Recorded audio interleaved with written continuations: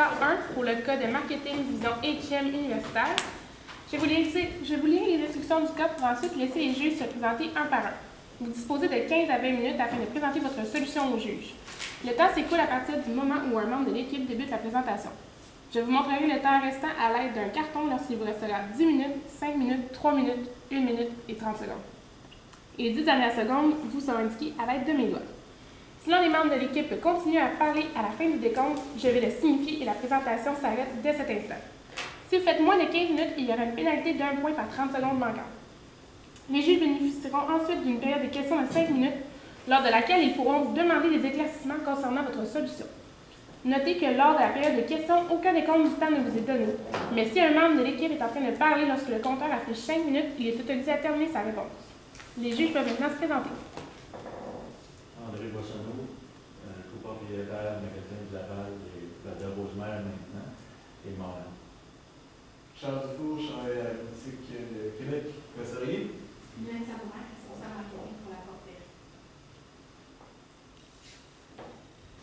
En tant qu'étudiant, selon moi, l'outil essentiel pour réussir ses études est, oui, la force, le savoir, mais certainement aussi les outils, les crayons qu'on va utiliser. Aujourd'hui, on nous a donné l'opportunité de travailler sur un mandat qui est fort intéressant et qui nous touche, nous, étudiants. Je vous présente mon équipe de consultants, Jean-Christophe, Marie-Florence ainsi que moi-même, Maxime, et nous vous présentons aujourd'hui notre solution. On nous a demandé de faire connaître la boutique du stylo à une clientèle étudiante, dans le but, évidemment, de les amener à se procurer des instruments, donc soit pour écrire papier ou électronique, en magasin. On s'est donné des petites intentions aussi pour nous guider à travers tout ce processus de création de la stratégie. Donc d'abord, ce qu'on a trouvé important, c'était de faire preuve de créativité. Pourquoi? Parce qu'on voulait réveiller les étudiants, les interpeller directement. Et évidemment, on voulait aussi, à la fin, transformer l'expérience qu'on leur faisait vivre en un processus d'achat concret. Maintenant, qu'est-ce que votre boutique fait bien aujourd'hui? Tout d'abord, vous avez un éventail de produits qui sont offerts. Autant des stylos, par exemple, on a des agendas, vous avez des globes terrestres, un paquet en fait de produits qui est super intéressant. Vous avez aussi des services supplémentaires étant donné que vous vous spécialisez dans le stylo, dans les crayons. Donc, vous offrez de la personnalisation, vous offrez réparation, vous offrez aussi services après-vente comme les garanties par exemple.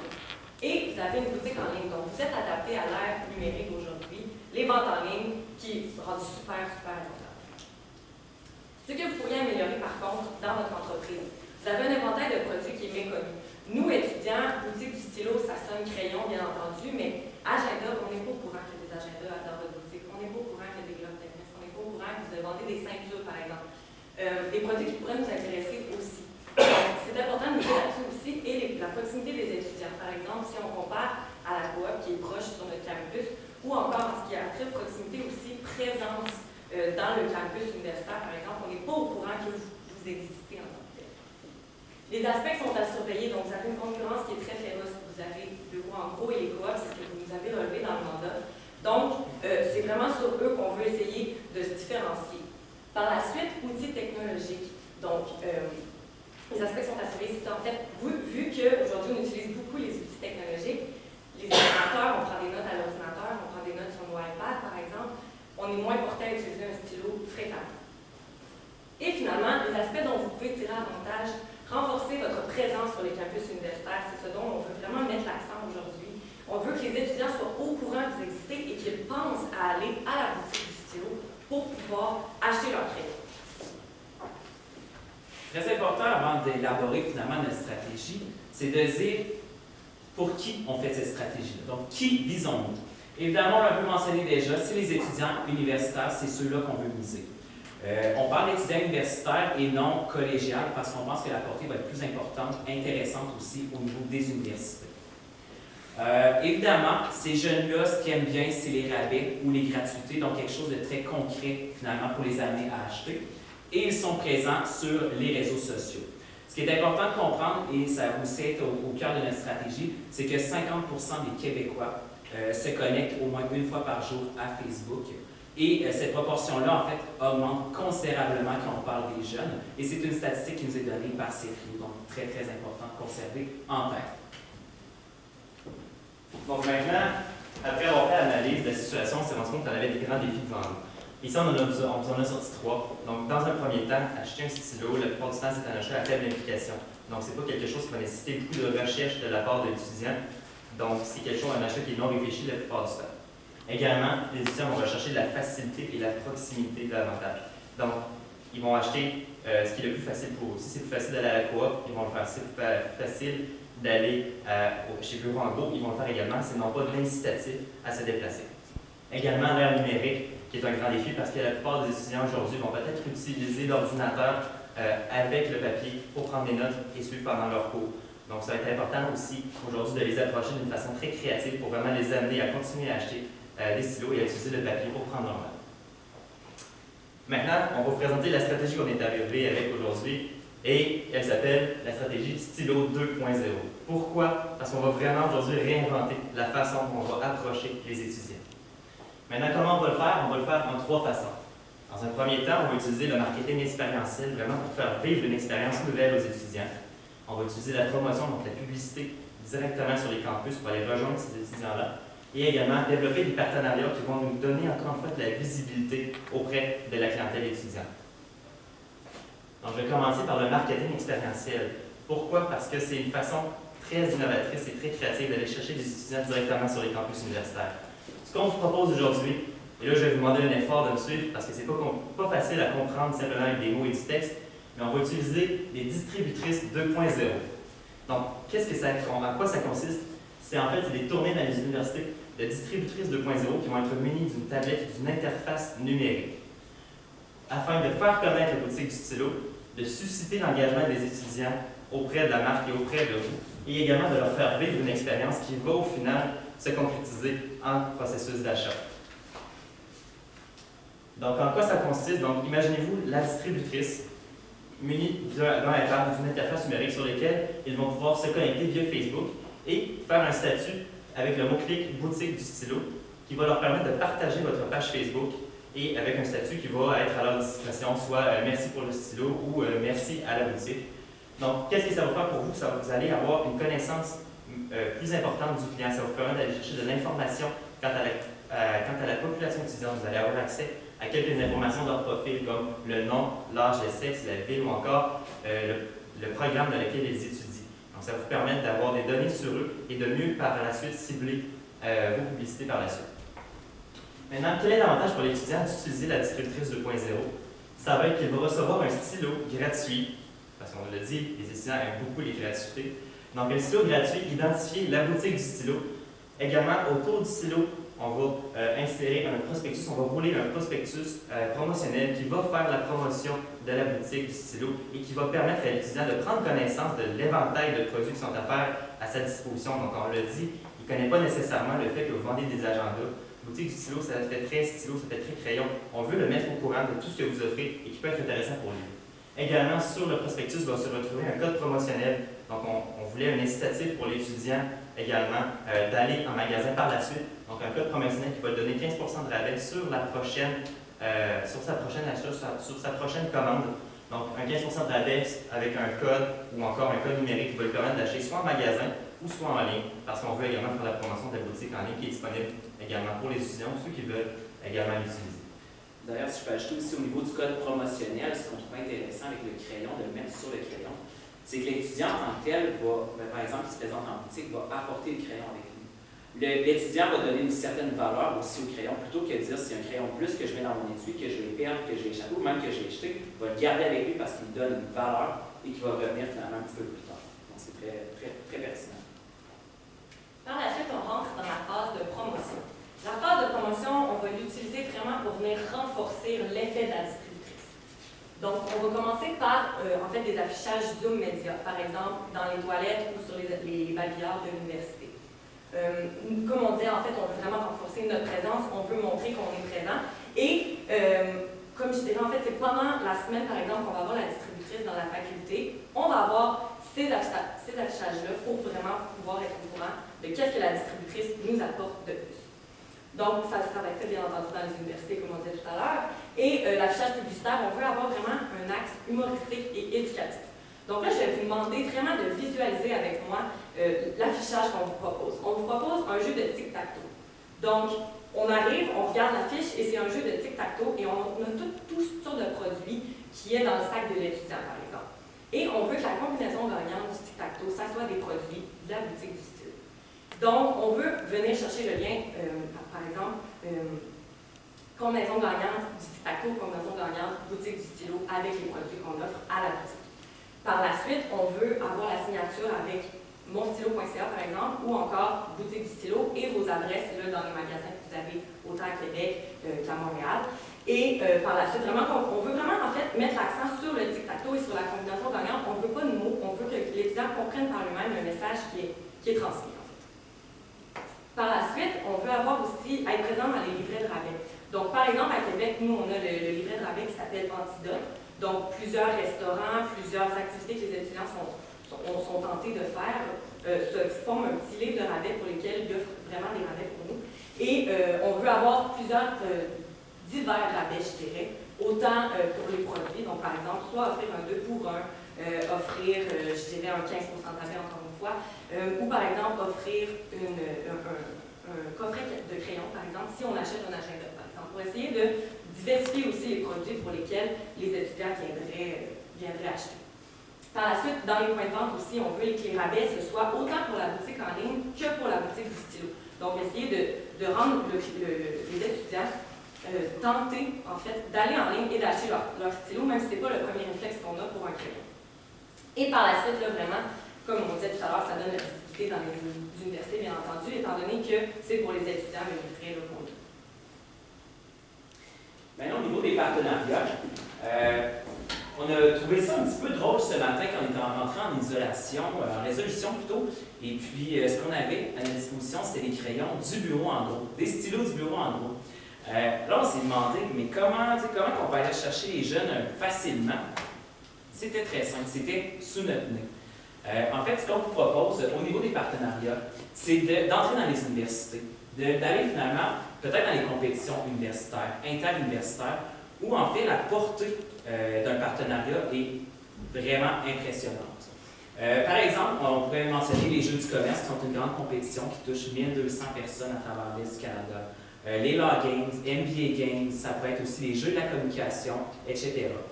Dans des compétitions comme ça, on a toujours besoin de crayons et même d'outils de fourniture, donc ça peut être une très belle visibilité. Et le nombre d'étudiants qui peuvent toucher un simple crayon, c'est phénoménal. On en a des expériences, juste un 600 crayons, ça ne vous coûte pas si cher que ça, puis ça a une très belle portée. Donc, évidemment, ça a des aspects positifs pour vous, parce que vous devez quand même retirer quelque chose de ça. Visibilité, c'est directement auprès des étudiants, on l'a mentionné. C'est utilisé, donc c'est pas comme si c'était là, disponible, mais non utilisé. Ils vont vraiment écrire avec, les utiliser pour la résolution.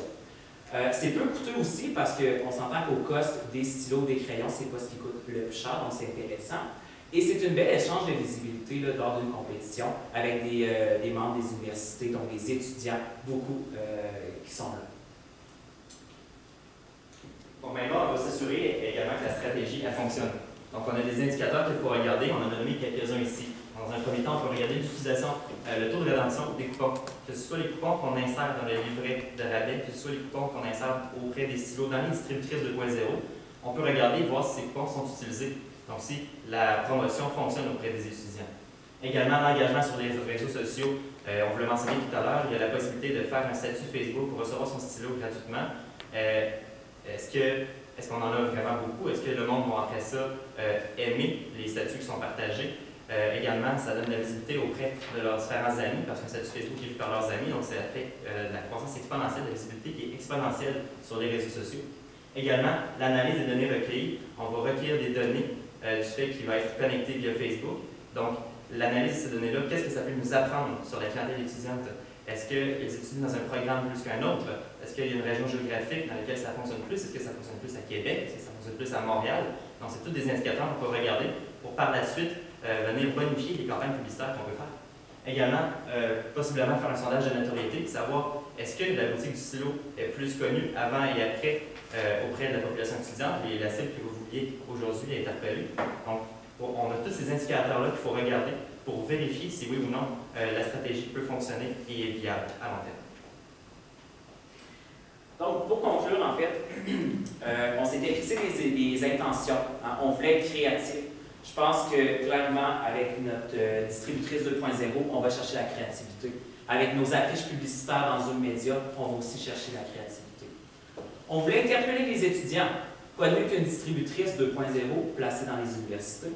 Quoi de mieux qu'une présence en termes de partenariat dans des compétitions avec des étudiants?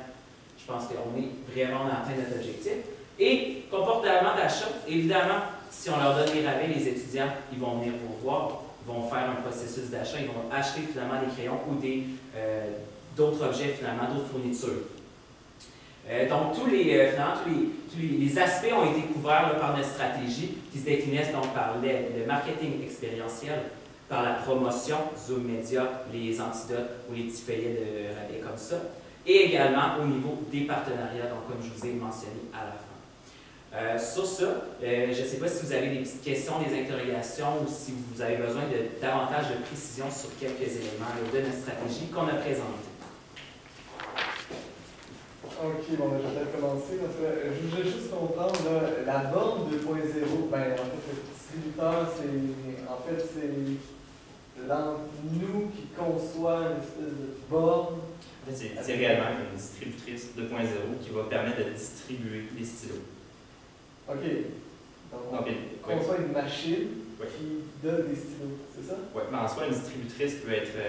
C'est quelque chose qui existe déjà, donc c'est juste d'aller adapter pour permettre de distribuer des stylos et de exactement mettre la distributrice à l'image de votre boutique. Donc, avec peut-être possiblement l'outil du stylo sur le côté, sur le dessus. Et là-dessus, il y a un iPad pour se connecter à Facebook. Oui. OK. Une interface. C'est bon. Mais ça, est-ce que vous attendez à en mettre une dans une université comme ici, puis ça va drainer tous les gens qui passent? Si je la mets à côté des toilettes, juste ici, peut-être qu'ils ne passent pas de monde dans bonne allée. Est-ce que l'université va être d'accord de mettre ça dans leurs locaux? Je suis content de vous poser la question parce que c'est quelque chose sur lequel on s'est beaucoup penché pendant la résolution.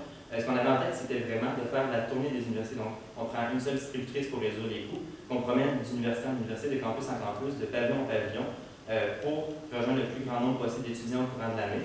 Et là, également, ça va être de négocier auprès des universités afin d'avoir des espaces. Mais on sait que dans les cafétérias, il y a déjà des distributrices, notamment de Pepsi, qu'on retrouve. Fait que ce serait juste de s'incruster à côté d'elles, possiblement directement ici à la terrasse Fiesa, où les étudiants sont toujours présents pour étudier, possiblement d'insérer la distributrice-là quelque temps.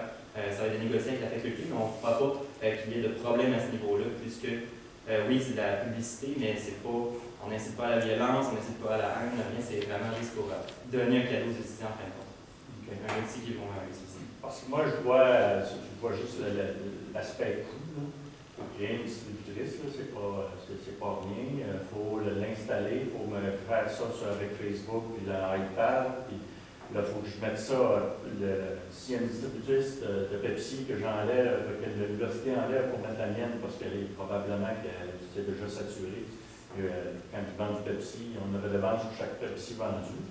Là, il va falloir que je remplace la redevance à l'université en lui louant la place pour donner des stylos. On ne parlerait pas de remplacer nécessairement les distributrices. C'est simplement d'en rajouter. Dans certains cas, nécessairement, ce n'est pas l'université qui est responsable des distributrices. Dans certains cas, c'est les associations étudiantes. Donc, on ne vient pas nécessairement faire concurrence nécessairement à la faculté ou à l'université. C'est juste vraiment d'offrir un cadeau supplémentaire aux étudiants. Je ne sais pas si ça répond un peu à la question. Oui, c'est juste que je ne sais pas de quelle manière c'est faisable, là, mais il va ça répondre. Aussi, ce qu'il faut aussi, on s'entend que, vous l'avez mentionné, c'est des coûts, c'est pas rien, c'est pas un petit projet, on est très conscient.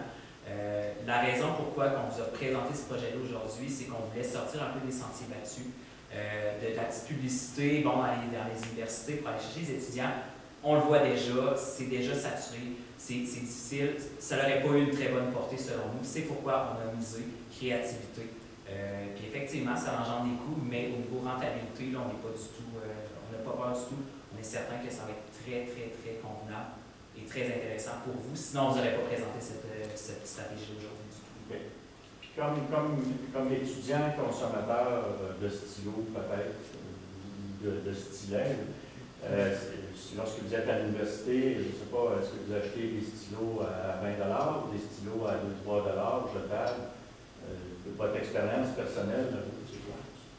Bien, en fait, on en a discuté tout à l'heure, c'est ça, en résolution, on en a discuté. Puis, bon, moi, je suis peut-être un cas un peu spécial, mais ce que j'ai toujours fait pour choisir mes stylos, mes crayons, c'est les essayer. Et je suis déjà allé à la boutique à Laurier, Québec, et ce que j'ai apprécié, c'est justement d'avoir un grand choix, de pouvoir les essayer et de choisir lequel je vais avoir du plaisir à écrire, simplement.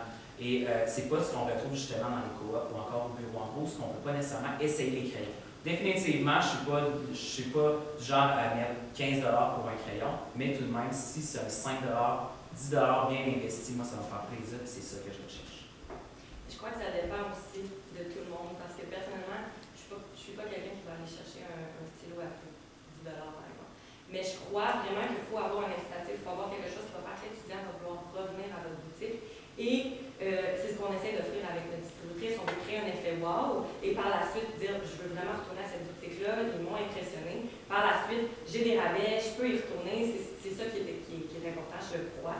Parce que c'est sûr qu'un étudiant, si tu as la coop qui est proche versus te déplacer à Laurier, Québec en autobus, c'est un peu plus difficile. Donc, il faut vraiment avoir un incitatif pour que les personnes soient accrochées par la boutique. Et donc, c'est ce qu'on essaie de vous offrir aujourd'hui parce que je crois que les stylos sont de très bonne qualité. Je crois juste que c'est ça. Il faut qu'il y ait une différence entre les stylos 2 à 2-3 $ de la coop et les stylos à 2-3 $, c'est peut-être un peu plus cher à la boutique. Merci beaucoup, c'est ce qui va compléter votre présentation.